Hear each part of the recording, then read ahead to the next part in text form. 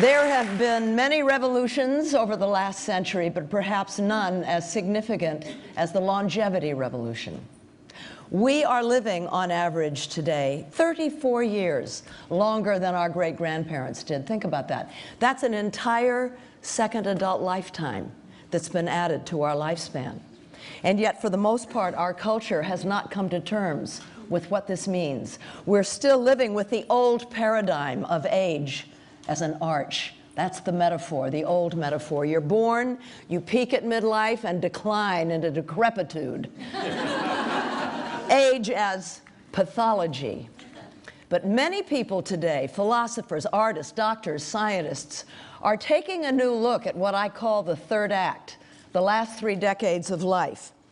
They realize that this is actually a developmental stage of life with its own significance, as different from midlife as adolescence is from childhood.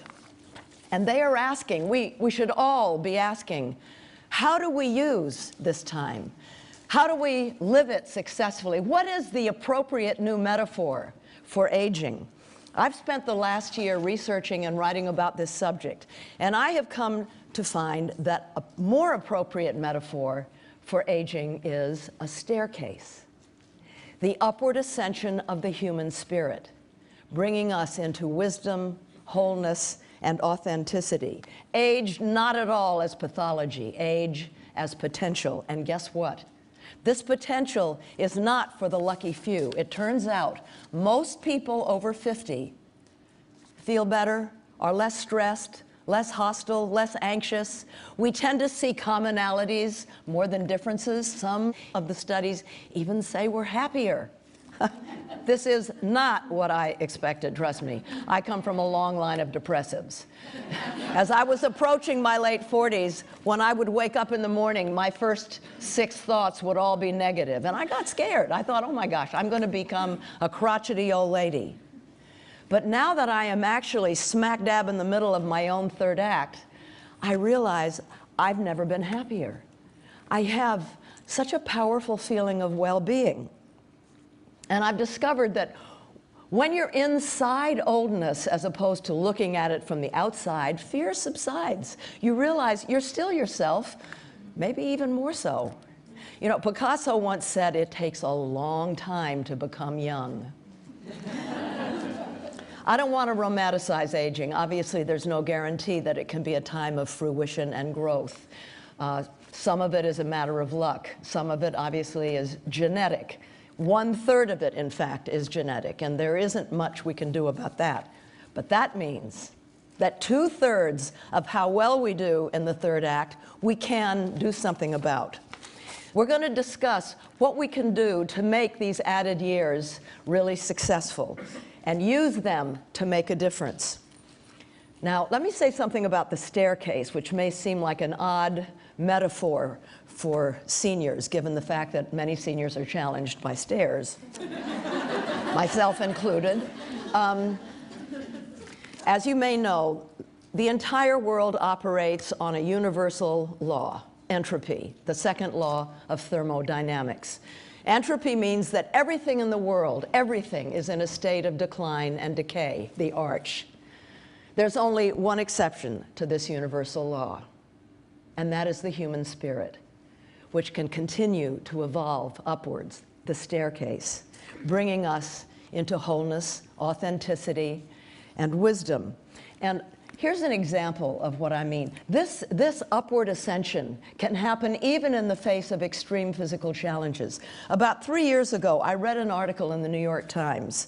It was about a man named Neil Selinger, 57 years old, a retired lawyer, who had joined the writers group at Sarah Lawrence, where he found his writer's voice. 2 years later, he was diagnosed with ALS, commonly known as Lou Gehrig's disease. It's a terrible disease. It's fatal. It wastes the body, but the mind remains intact. In this article, Mr. Selinger wrote the following to describe what was happening to him. And I quote, "As my muscles weakened, my writing became stronger. As I slowly lost my speech, I gained my voice. As I diminished, I grew. As I lost so much, I finally started to find myself. Neil Selinger, to me, is the embodiment of mounting the staircase in his third act.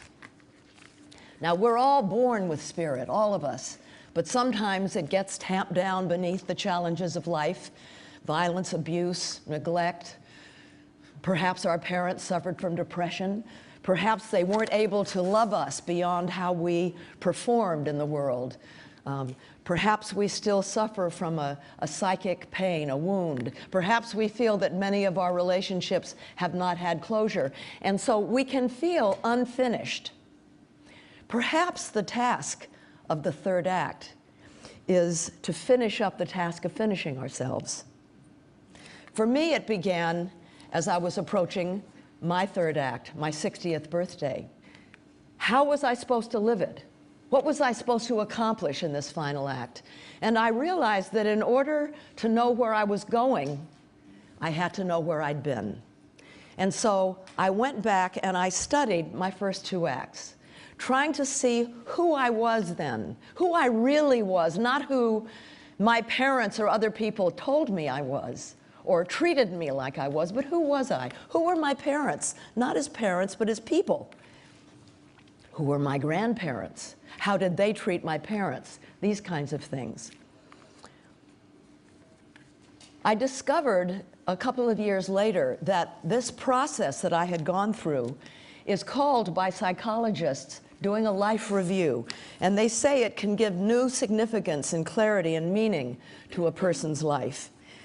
You may discover, as I did, that a lot of things that you used to think were your fault, a lot of things that you used to think about yourself, really had nothing to do with you.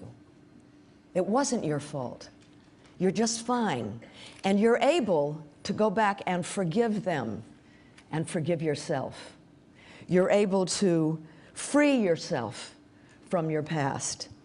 You can work to change your relationship to your past. Now, while I was writing about this, I came upon a book called Man's Search for Meaning by Viktor Frankl.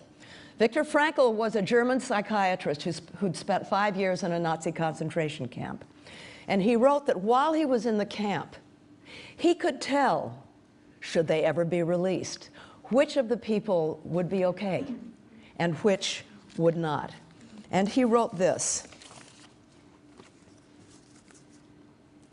everything you have in life can be taken from you except one thing: your freedom to choose how you will respond to the situation.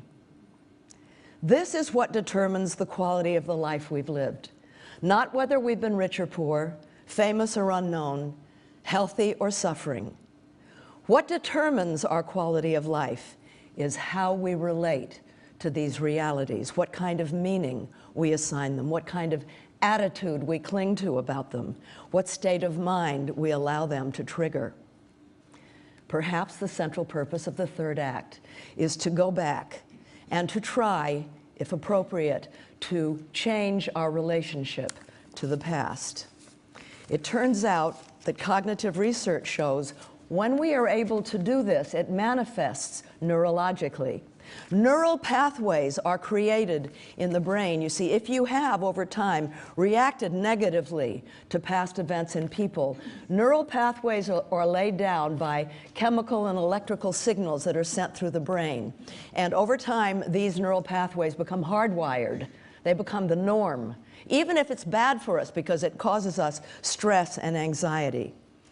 If, however, we can go back and alter our relationship, revision our relationship to past people and events, neural pathways can change. And if we can maintain the more positive feelings about the past, that becomes the new norm.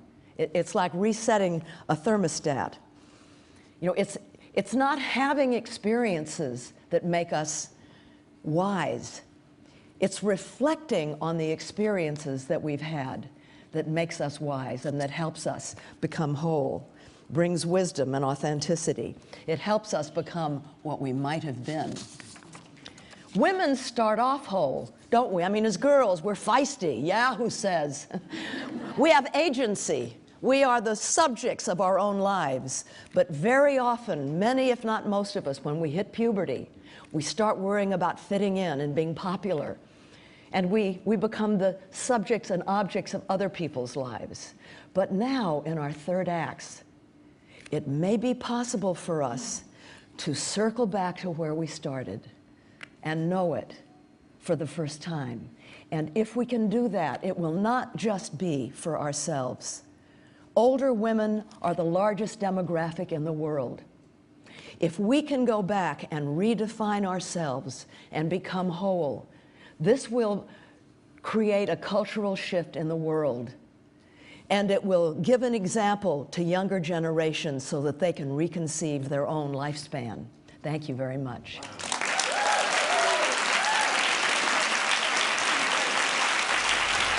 Thank you.